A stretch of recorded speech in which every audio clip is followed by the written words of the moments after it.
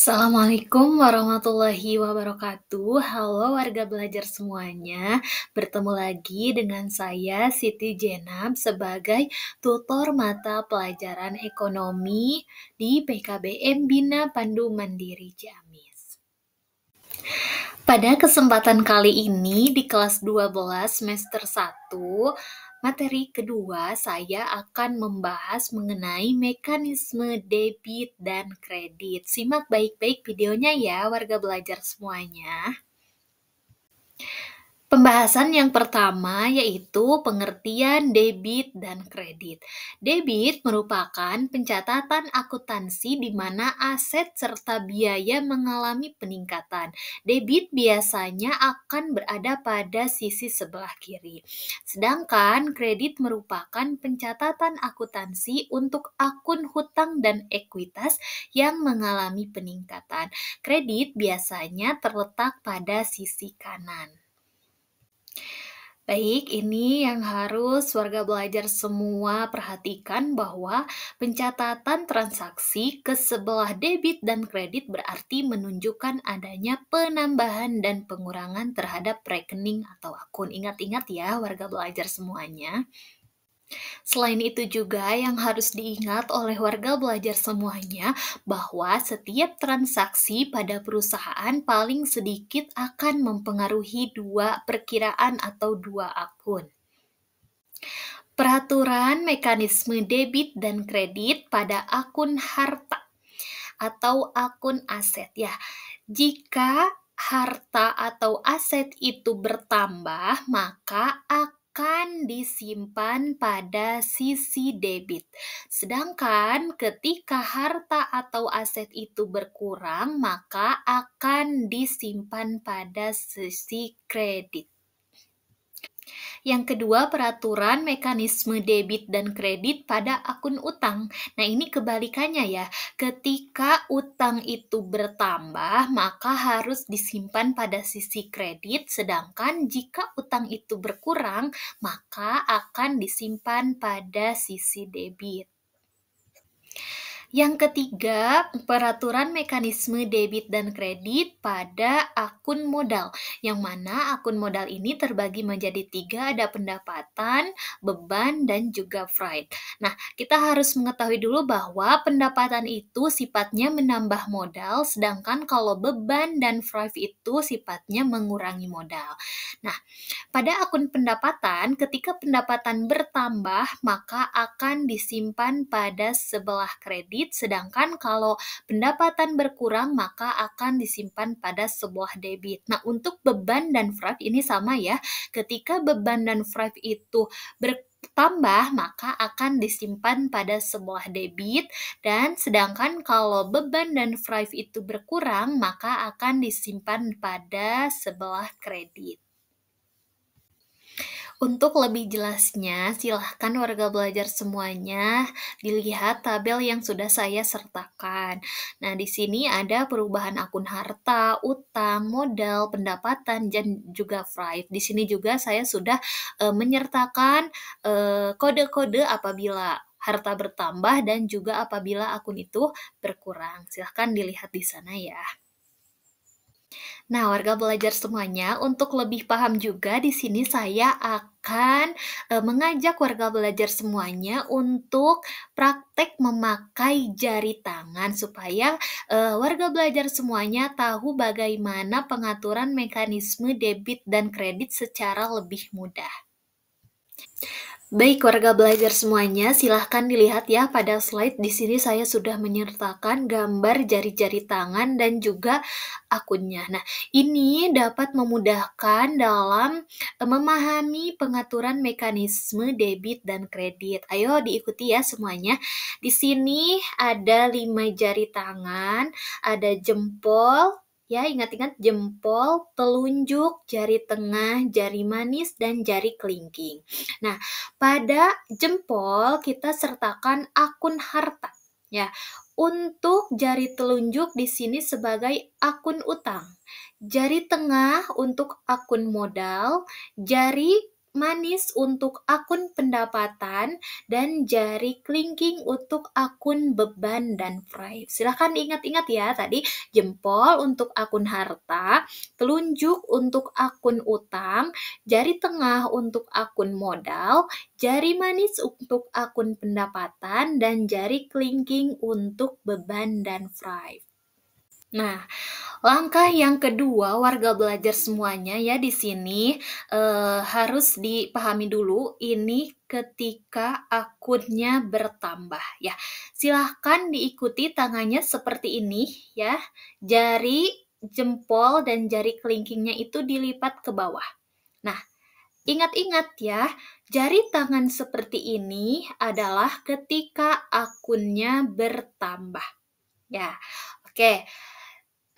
Kita ingat bahwa ketika jarinya itu menghadap ke atas ya, di sini adalah akun kredit.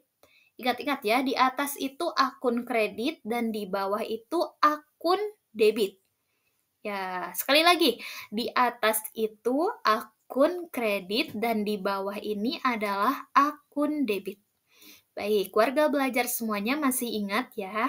Tadi dikatakan bahwa di sini ketika tangannya melipat seperti ini adalah untuk akun yang bertambah. Baik, ingat-ingat ketika jempol itu adalah akun harta ya. Ketika harta dan apa pada jari kelingking ini? Ya, beban dan Thrive itu bertambah, maka akan disimpan pada sisi debit. Nah, sedangkan ketika utang, modal, dan juga pendapatan yang bertambah karena ini menghadap ke atas, maka ini disimpan pada sisi kredit. Paham ya? Seperti itu warga belajar semuanya. Lalu bagaimana kalau misalkan akun itu berkurang? Nah, di sini juga saya sudah menyertakan, gambar ketika akun-akunnya itu berkurang. Silahkan diikuti ya tangannya seperti ini. Ya, boleh diikuti ya warga belajar semuanya. Nah, seperti ini ya, diikuti. Baik, ketika akunnya berkurang maka tangannya harus seperti ini. Ya, kalau seperti ini adalah ketika akunnya bertambah. Baik, kita balik lagi ya. Ini akun yang berkurang. Ingat-ingat kalau menghadap ke atas ya, yang atas itu pasti adalah sisi kredit dan kalau menghadap ke bawah itu pasti ini adalah sisi debit. Berarti ya ini kebalikannya dari yang tadi. Ketika ketika jempol itu apa? Akun harta ya, dan ya, beban atau Thrive ini berkurang, maka ini akan disimpan pada sisi kredit karena menghadap ke atas. Sedangkan ada utang, modal, dan juga pendapatan, ketika ini berkurang, maka ini akan disimpan pada sisi debit. Nah, sampai sini apakah warga belajar semuanya sudah paham? Boleh ya diikuti langkah-langkahnya supaya paham dan juga ingat.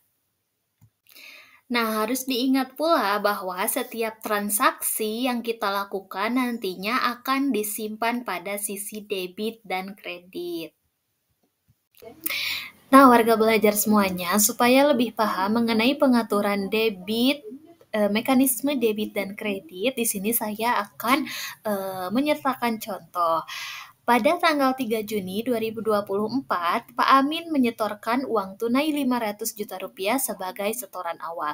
Nah, tadi dikatakan bahwa setiap transaksi itu pasti mempengaruhi dua perkiraan. Nah, di sini juga akan mempengaruhi dua perkiraan. Yang pertama yaitu setoran sebagai modal. Nah, jadi uang 500 juta itu sebagai modal pertama.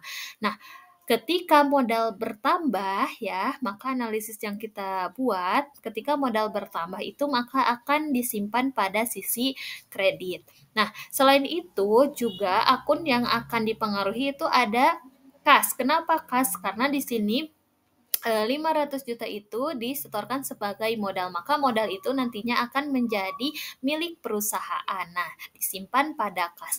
Kas termasuk kepada akun harta yang mana harta ketika bertambah akan disimpan pada akun debit. Contoh yang kedua, pada tanggal 8 Juni 2024, Pak Amin membeli peralatan secara kredit sebesar 150 juta rupiah. Maka analisis yang dapat kita buat di sini ya, Pak Amin itu membeli peralatan, maka di sini dapat dikatakan bahwa peralatannya itu akan bertambah. Peralatan itu termasuk kepada akun harta. Ketika harta bertambah, maka itu akan disimpan pada sisi debit sebesar 150 juta rupiah. Yang kedua, karena tadi membelinya secara kredit, maka akun yang dipengaruhinya itu ada utang. Ketika utang bertambah, maka akan disimpan pada sisi kredit sebesar 150 juta rupiah.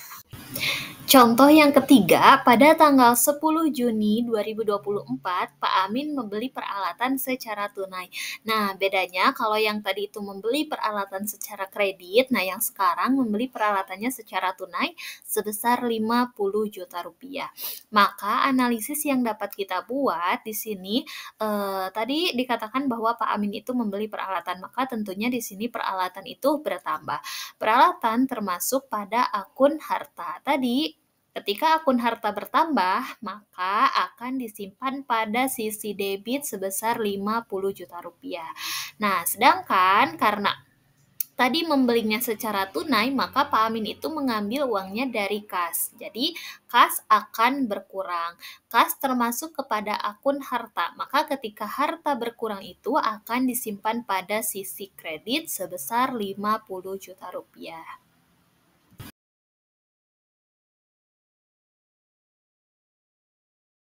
Sekian yang dapat saya sampaikan pada pertemuan kali ini, mudah-mudahan bermanfaat dan saya mengingatkan juga untuk warga belajar semuanya untuk mengerjakan penilaian pada pembelajaran daring. Wassalamualaikum warahmatullahi wabarakatuh.